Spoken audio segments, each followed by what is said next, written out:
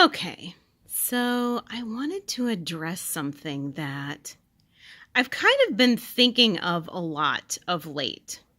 And no, this is not a new show, but it's sort of an idea for a concept of a show that I had based on another conversation that I'd been having with another one of my friends.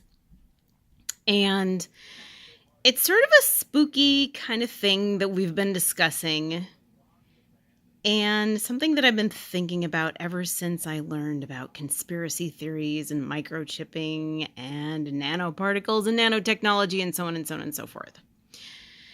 So my thought is like, how much of our real world lives are becoming infused in our cyber lives? I know they tried to infuse it more visibly and to a greater degree, I would say back around 2009 and 2010 with Google Glasses, which never seemed to take off. But sometimes I wonder just how much of cyber technology and nanotechnology and microphone technology and sound technology is watching us, to the point where certain things creep into our lives on a technological level that have almost everything to do with nothing we've ever entered on a computer screen, with nothing we've ever entered on a keyboard, but with everything to do in our minds and in our daily interactions and lives, such that it sort of mirrors it. I'll give you a case in point.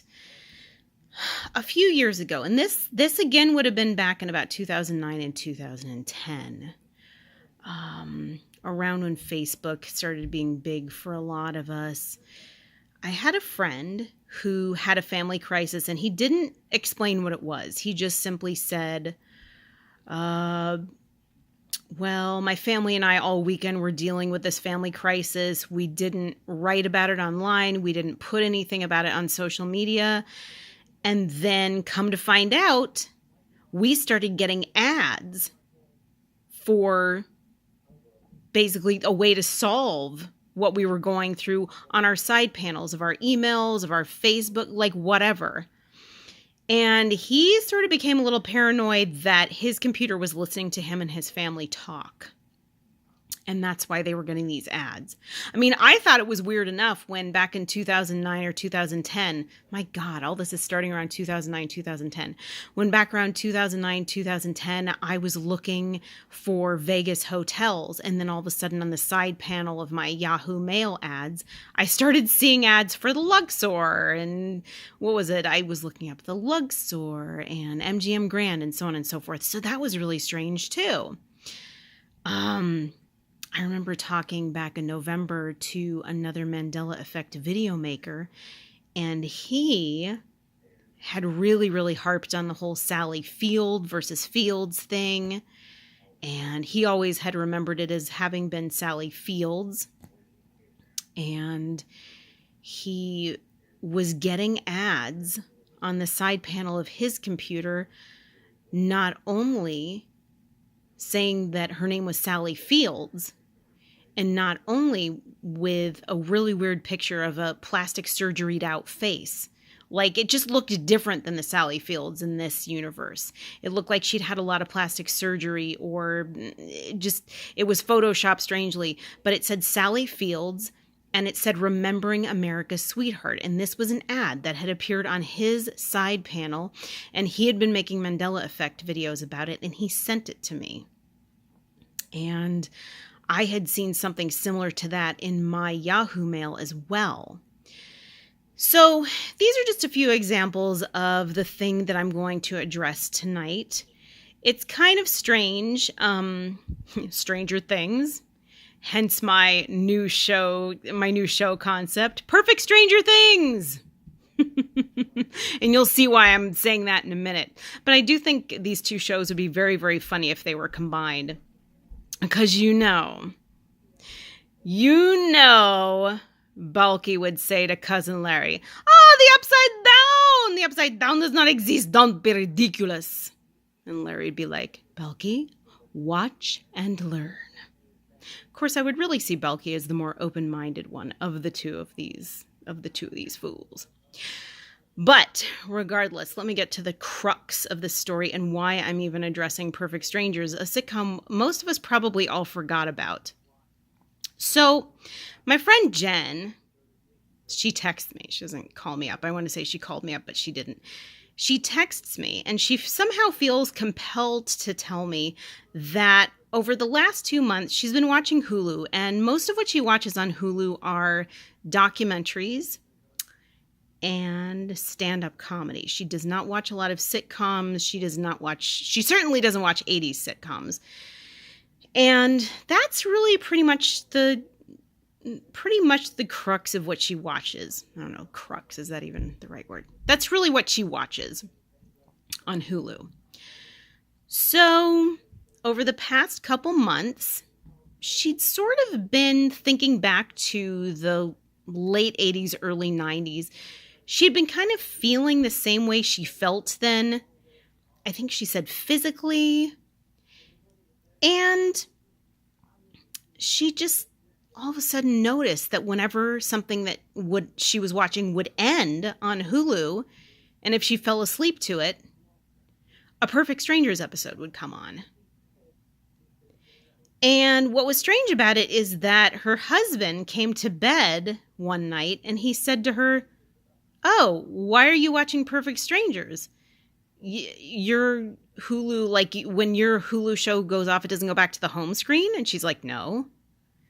She's like, "I thought Perfect Strangers or any other kind of sitcom came on for anybody after they finished watching the show they wanted to watch." Well, apparently it doesn't. She got a little freaked out by this. Now, I know there are different settings on Hulu, and you can elect to have another show come on afterwards or not. I think you can change your settings. But regardless, this still kind of freaked her out. And what really freaked her out is that the whole Perfect Strangers thing is not her demographic. However, back in the late 80s, early 90s, she did work in post-production for that show and several other shows in the Warner Brothers lot. And the mere fact that she had been feeling the same way she felt back when she watched those shows was kind of freaking her out.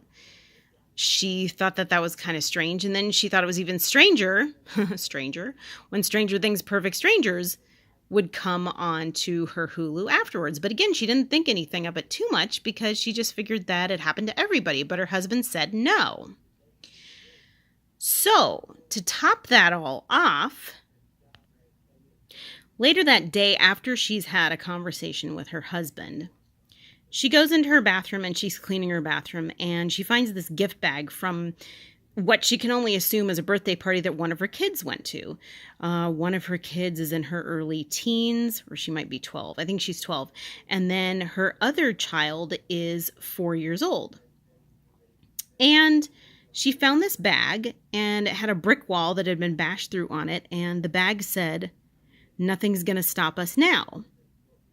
Well, pretty much the last song lyric of the Perfect Strangers theme song is "Nothing's Gonna Stop Me Now." Now, that may in and of itself be a Mandela effect in and of itself, because I could swear it was "Nothing's Going to Stop Us Now" because it involved two characters, two cousins. But I think in the first episode, it definitely was just about Balky coming to America and "Nothing's Gonna Stop Me Now." But as it progressed, I could have sworn I thought it was "Nothing's Gonna Stop Us Now." Regardless, she found this bag. She had no remembrance of it. She asked everybody in her family, "Do you remember where this bag came from? Do you remember it?" And they were like, no, it's not mine. But she just thought it was so strange because the lyrics of the last part of the Perfect Strangers song was on this bag. Moreover, she didn't really find much in the bag except for a bunch of beads which her 4-year-old son wouldn't play with, and there weren't enough of them to really string it onto anything. And her daughter didn't remember it. And then this really small key. So I said, "Girl, you better start trying that key on everything you know." And it's a very cute little key, isn't it? It's actually kind of ornate. But she has no idea where this came from. And as far as the wall symbolism with the bricks in it, I wonder if that symbolizes us thwarting Donald Trump and all his deviousness. Regardless, the whole thing was just really, really strange, and she somehow felt compelled to tell me about this, partly because she knows I like weird stuff.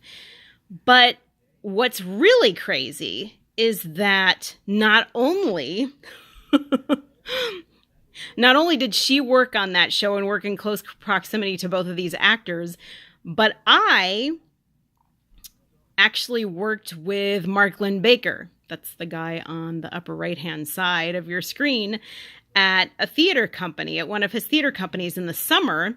Back in the late 80s, we were in an Italian play together, and he was kind of a mentor to me.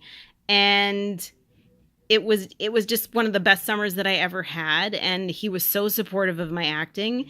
And I just said to her, that's so very interesting that you picked me to tell.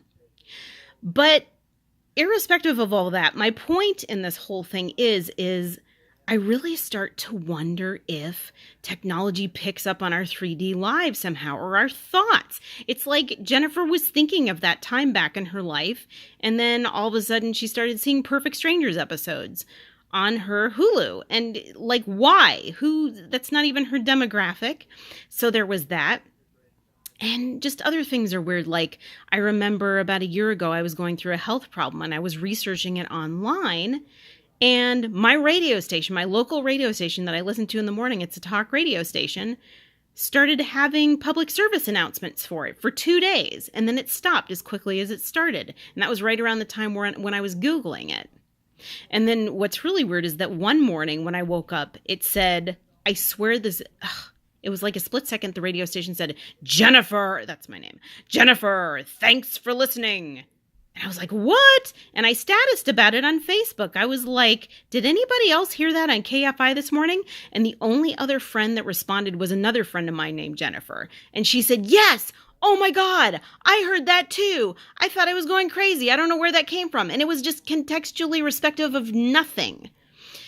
So that was really weird. So anyway, my point is that I wonder about technology starting to read our thoughts.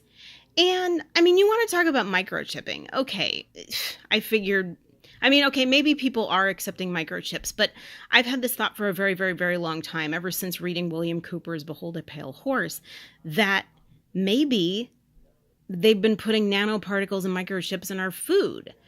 So when you go to Ralph's, I actually never sign up for the rewards card because I don't want them knowing my information. I don't want them comparing my life habits and my eating habits and what happens in my life. Now that's, maybe that's a little far-fetched, but it's just something that I've thought about.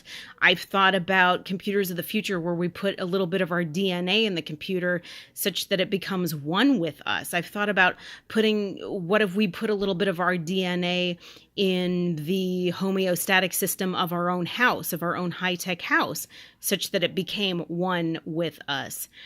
But in any case, it just sort of played, this whole situation just sort of played on my thoughts and fantastical musings of technology cueing off of us, off of our biometrics, off of our thoughts, reading our thoughts, so on and so forth. So that was basically the thought that I had. Maybe not the most original thought in the world, but something that I think of late on a Thursday night. So anyway, I'd be really curious though, you guys, if you had any experiences like that. Like if you'd been talking about something in your house and then you started seeing ads online, or if you'd been thinking about something and then you started seeing ads online, or just anything where technology or the internet lined up with your inner psyche, or even just your outer world, irrespective of the internet.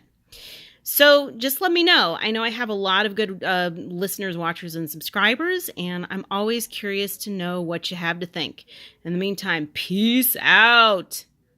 Have a good one.